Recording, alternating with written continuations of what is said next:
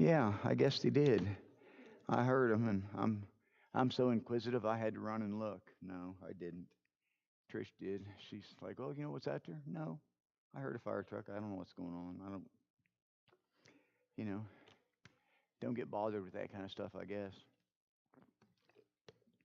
everybody have where we're supposed to be. You already got turned there, right? Yes, that is correct. Yes, that is correct. Anybody want to guess the verse? Yeah, that's what I said. We were reading 10, so we must be 11. Yeah, good job. Thanks, guys. I'm proud of you. That's good stuff. That we can that we can remember that. I mean, it is. I'm serious. Monday, if you ask me, what did you preach on yesterday? If I remember it all, it'll take a while to recall it because I just the day after it's gone. So anyhow, Galatians 2:11, as you said, which was good. But when Peter was come to Antioch, I withstood him to the face, because he was to be blamed. For before that certain came from James, he did eat with the Gentiles. But when they were come, he withdrew and separated himself, fearing them which were of the circumcision. And the other Jews dissembled likewise with him, insomuch that Barnabas also was carried away with their dissimulation. So, it's a very interesting little portion, three verses, and I've decided to go at this a little different way, but kind of more of a preaching teaching way, I guess. But verse 11, it's Peter's fault. It's Peter's fault. He's guilty. He did it. Said he withstood. But when Peter was come to Antioch, I withstood him to the face, because he was to be blamed. So he was to be blamed. It was his fault. He did it, and Paul had to chastise him for it. So when Peter was told nothing was unclean in Acts chapter 10, and then in Antioch, what's he do? He's going to dissimulate or set himself apart or say, "Oh, you Gentiles were okay, but my boys are here now, so you're not good enough. I'm going to my boys," kind of thing. So Peter should have known better. He messed up.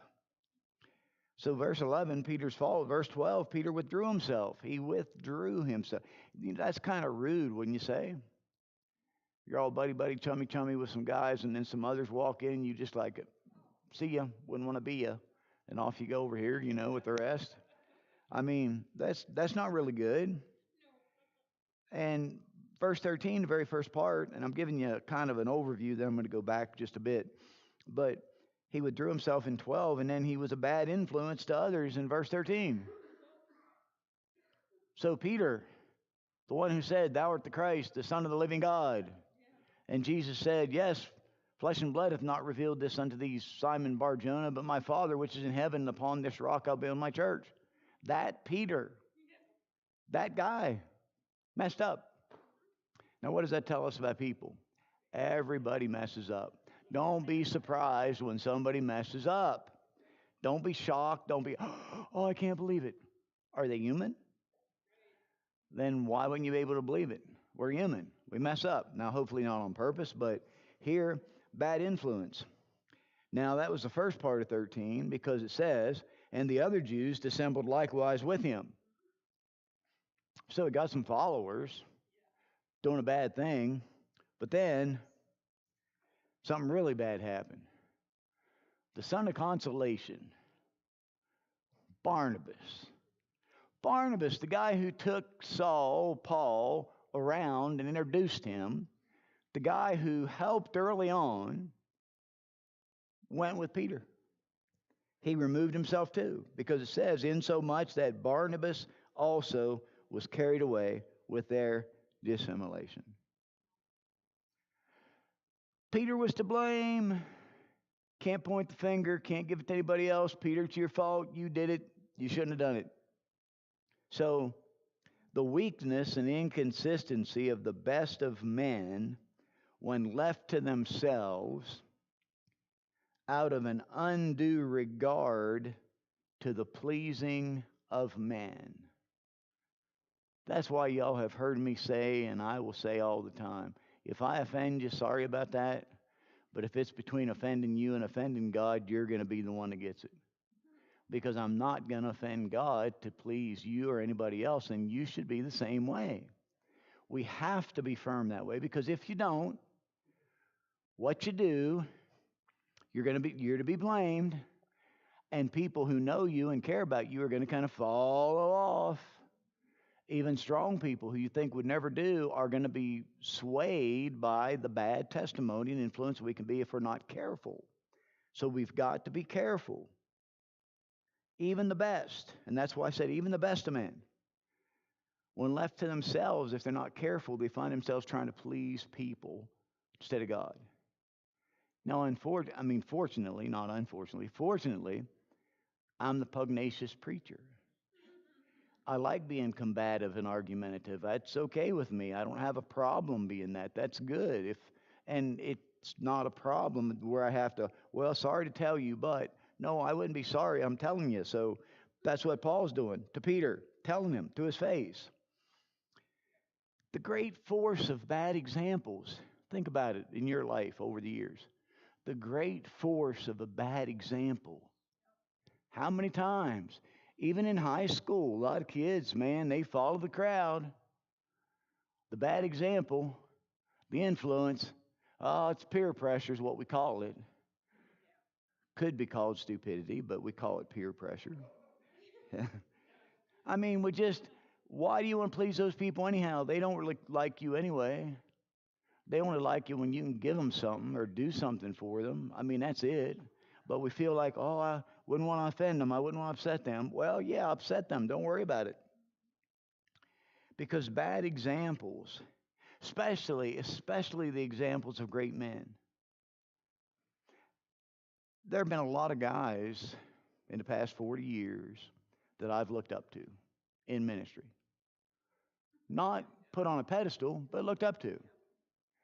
And then now, 35, 40 years after, I can look back and read that they did this or they did that or they, got on trial for this or that or, had a Christian school and had a 16-year-old visit their office on a regular basis and just stuff.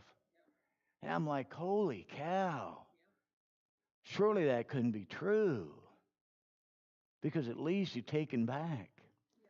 But then you think, don't put anything past man, because mankind is just, at best, we're sinners saved by grace. At best. So you think that, and such as of reputation, you think, man, they have such wisdom and honor, I would have never thought. And then what the devil does, see, got them. Why do you think you're impregnable? Why do you think I can't get you too? Why do you think you're so much better? And that's what happens. And we've got to be so careful with that, because Peter went, others followed him, and then not just others, but Barnabas. Of all people, Barnabas. And, of course, Barnabas and Paul had a spat too. We're not taking John Mark with us again. He dumped us. We're not. He followed the world. He ain't coming. See, Paul was a cut him off the knees kind of guy. And Barnabas was like, now, Paul, calm down. I think he still could serve some purpose. No, I'm not having it. He's done. So that's the Barnabas now who's drawn away by this dissimulation, this desire to please man. So, what we see too here is his rebuke of and reasoning with Peter. Verse 11. When Peter was come to Antioch, so Peter had to come to where Paul was, and that's when Paul got him. I withstood him to the face. I didn't just pull him aside and talk to him quietly where nobody heard. I withstood him to the face. I went right up to him with everybody around. I didn't care who heard. They needed to hear because he was wrong. And what he did was public, and now I'm going to give him a whipping in public. And that's what he did. Because he says, withstood him to the face because he was to be blamed. So, what kind of crazy stuff? Now, again, and I've shared this with you guys before, but I kind of picture Peter being the big guy, Paul being the smaller, more demure kind of guy. I kind of picture Peter being that guy who grabs that net full of fish and just drags him up. I mean, he got some muscle, all right? I picture him as being the taller of the two. And I kind of picture Paul with his little bony finger looking up at him, shaking his finger. And Peter just like, yeah, I know. I mean, seriously, because it doesn't say anything else, I mean, I think he took it well. He knew he deserved it. He deserved to get told what for, and so he took it like a man. I can picture that now. I hope you see it here, because I see it here. For his middle of the road. These guys are okay till these guys come, and then they're not okay anymore. Now I'm over here. You guys aren't good. Talk to the hand. Ears don't hear you. Get out. Middle of the road. How many Christians try to go down the middle of the road? Pick a side. Pick a side. Word of God says hot or cold. Because if you're lukewarm, I'm going to spit you out of my mouth. I'm going to vomit you. You're not even fit to be stomached. You're going to be spit out. Hot or cold, pick a side. Can't ride the middle. What's in the middle of the road? Yellow lines and dead skunks. That's the middle of the road, dead stuff. But that's what Peter was doing, because they were okay till the boys got there. And once the boys got there, they weren't okay anymore. It's kind of how he was working it. So it kind of, as he shared with him what he shouldn't do, and Paul didn't do this to magnify himself. Paul didn't do it to make himself look important. But I'll guarantee you one thing, that sure did firm up his claim to be an apostle in some of their minds. Because when he did that, they're like, oh, man, that's Peter he's talking to. And then some of them probably thought, man, I don't want to mess with Paul. He's tough. Man. You know, I mean, just picture the setting in these few verses. So as we see it and we understand it a little better, page 2 of my notes, it wasn't anything personal. It wasn't a personal gripe. He didn't dislike Peter. Peter was wrong. He's going to tell him what he had to say and get it behind him. Is that not what Christians are supposed to do? You got a problem, speak it to the person, get it behind you. Pressing on. The upward way, new heights I'm gaining every day. Can't do it by letting the anchor keep you down. That's right. Don't let it's like you get one of those sores, and the pus gets under there and just starts oozing, and it's sore to the touch, but you squeeze that out, it's good to go.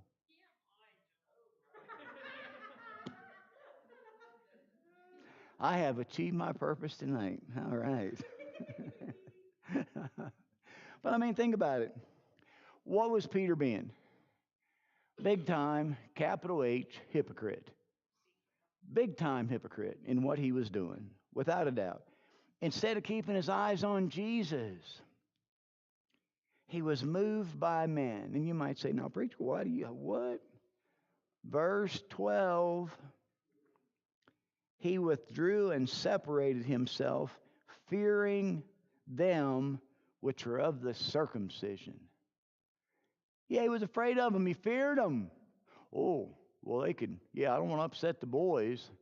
You know, what would I do if they get upset with me? That's my buds. We used to run around. We fished together. You know, we were on the same boat. I mean, whatever his thinking, whatever his thinking was, he was moved more by men than he was the Lord Jesus Christ. And we can't do that and please God. It isn't going to happen. the sin of Peter did not fail to bring its sad results. Didn't fail. Because verse 13, his wrongdoing led others to follow him. Don't ever be so big that you can't back up and apologize for something stupid that you did. You know why? Because we all do it. There's not one of us in here that hadn't done something dumb along the way. I mean, some of us more than others, and that's why I said us more than others, meaning me. But we've got to be those people who, yes, we can do it. Yes, we can mess up. But yes, we can apologize, take the blame, and move on. Now in Deuteronomy 1 and verse 17. Deuteronomy 1:17. Ye shall not respect persons in judgment, but ye shall hear the small as well as the great. Ye shall not be afraid of the face of man, for the judgment is God's, and the cause that it is too hard for you, bring it unto me, and I will hear it. You see, don't be afraid of man. We've got to not fear man, but we've got to fear God. And that's the main purpose. That's what we need to be about. And it's a healthy, reverential fear. In Proverbs 29 and verse 25, and I'll get that here in a minute or two. Proverbs 29 and verse 25. The fear of man bringeth a snare, but whoso putteth his trust in the Lord shall be safe. Fear of man brings a snare. Peter feared man, and it was a snare, not just to him, but to others, to Barnabas. And Paul said, I'm having none of this, buddy. You know better. What are you thinking? Good Lord, man. I mean, he had to, and he had to be forceful. Paul couldn't have went, well, now, Peter, I mean, I understand that, you didn't have much of a choice. The Jewish Christians showed up, and that would be you, and you're not one of them Gentile Christians, and so I understand. I commiserate with you. No. Somebody's sinning. The last thing that you need to tell them is you understand. They don't need to hear that. They need to hear truth. The truth. And the truth is, if you seek to please man, you've displeased God. Pretty simple stuff. And it's not you're being mean. It's not you're trying to be necessarily cantankerous. But, folks, we can't give up on the Word of God. We can't prefer men over God. We can't. We cannot do that. And not and have God's blessing. You want God's blessing? Stand up for God. And then in just a couple other places, because I got time, I'm talking fast. This is good. John 7 and verse 13.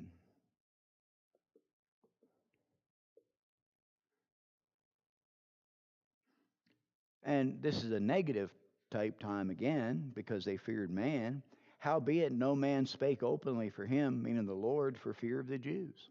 They're afraid of the Jews. Can't speak for him, afraid of the Jews. Can't talk, can't testify for him, afraid of the Jews. What are they going to do to me? So what can man do to you? Nothing that I know of beyond this life. But I know God can do stuff a whole lot beyond this life. So we better side with him, get on his side. And we got John 12 and verse 42.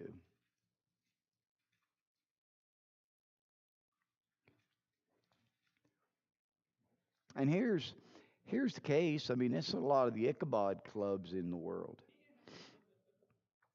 Nevertheless, among the chief rulers also many believed on him and were outspoken in support of him.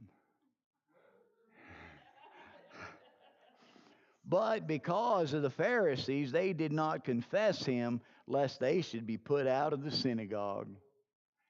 There's fear. Well, my goodness, I'm afraid those Pharisees could put me out of the synagogue if I speak for him or let them know that I believed on him. So I got to just fake it and keep it hid. Boy, isn't that like a lot of people today? Think about that.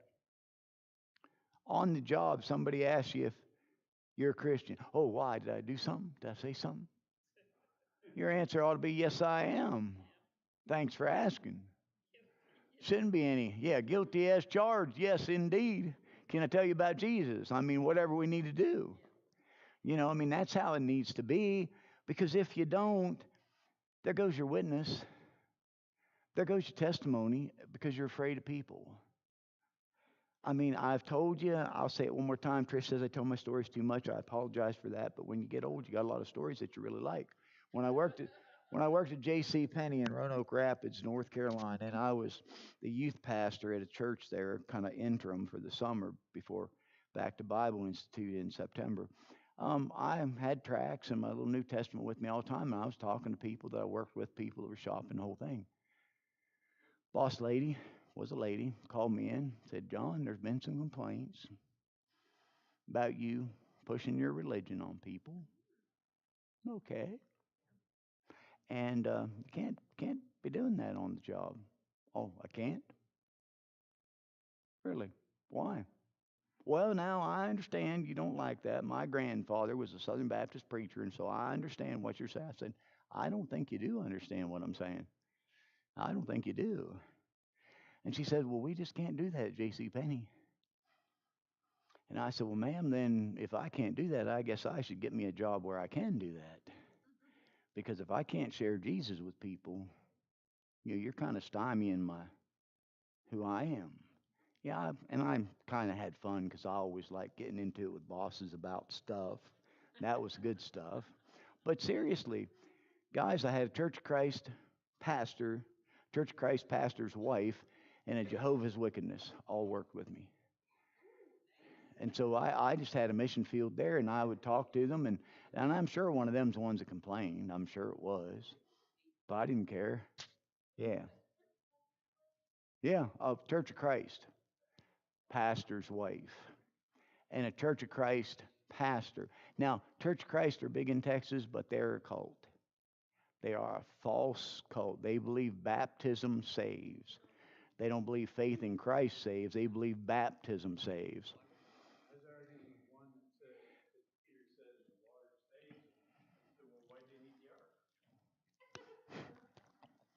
Mm. Yeah. Yeah. Yeah, it's Old Testament, and they only use the New Testament, Church of Christ, too. They don't use pianos or instruments, but they do use a pitch pipe. Now, a pitch pipe makes a pitch for them to sing. Oh, yeah, yeah. Wow, that air conditioning put something down. But yeah, but my whole point is a pitch pipe is a instrument. Oh no, that's a worship aid. I said, oh no, that's an instrument. So they didn't have that back in the New Testament days. So anyhow, I've had fun with them. But I'm sure it was one of them because I would get my New Testament out, and that's all I do, man. I'd follow that preacher guy around because on his break, yeah, well, I just did on his break, he'd be out the door smoking on his cigarettes. And he would come back in smelling of it. So, I had fun with him, man. I was, seriously, guys, I was at the age, and I know you won't believe this, but if I was in a hospital visiting somebody and I saw a Methodist preacher get on the elevator, man, I was getting on that elevator too. Because he had some questions to answer for me about telling people they lose their salvation and sanctification and everything else, man. Anything I knew, I was throwing it at them. And I'm sure they thought, you young, wet behind the ear snot. And I really was. I was one of that zeal without total knowledge, but what little knowledge I had, man, I was hammering it. So Peter did wrong and led others to follow. So my question tonight, just to leave you with, what decisions have you made because it pleased man? Family, friends, co-workers, acquaintances. What decisions have you made because it pleased them? Rethink it And should it ever happen again, don't do it the same way. Side with God. Because we've got a great God. 1 John 1:9 says that if we confess our sin, He's faithful and just to forgive us our sin and cleanse us from all unrighteousness. So if we mess up and we take it to Jesus, He'll forgive it. He'll separate it as far as the east is from the west. He'll give you a clean slate to start with. Just don't do it again. And you know, it kind of takes me back, and I'll throw this in there about Peter. Oh, I don't know him. I'm not one of them. I don't know him. I'm not his. I don't know the guy. Well, I'm sure you sound like, no, I'm not one of them. And then, hey, I think, no, blankety, blankety, blank, blank, blank. I'm not one. I mean, there's Peter again. What? Afraid of people. This big old strapping fisherman that could have probably busted heads was afraid. So what does that do for us if we're not careful? We could be afraid and make the wrong choices, wrong decisions, or make one decision for this person, a different one for that, but it's the same thing, and you just can't. We've got to be consistent, love God, please Him, do what the book says as best we can. Are we going to hit it? No, we're not going to be right all the time and every time, but we need to strive to be. Don't try to be wrong. Father, I thank you for the time we could have a little bit tonight, and I pray you would bless us and give us a spirit of peace, love, and sound mind, not fear, especially fear of this world and the things of it. Help us to fear missing the mark with you more than we fear anything else. Put a hedge about the folks and a covering over them, and again for Brother Lavender and his family with the loss of their 10-year-old. I just pray you'd be with them. And I thank you for everything. Bring us back again Saturday for work day, Sunday for church. And may we do it rejoicing that you've given us another day.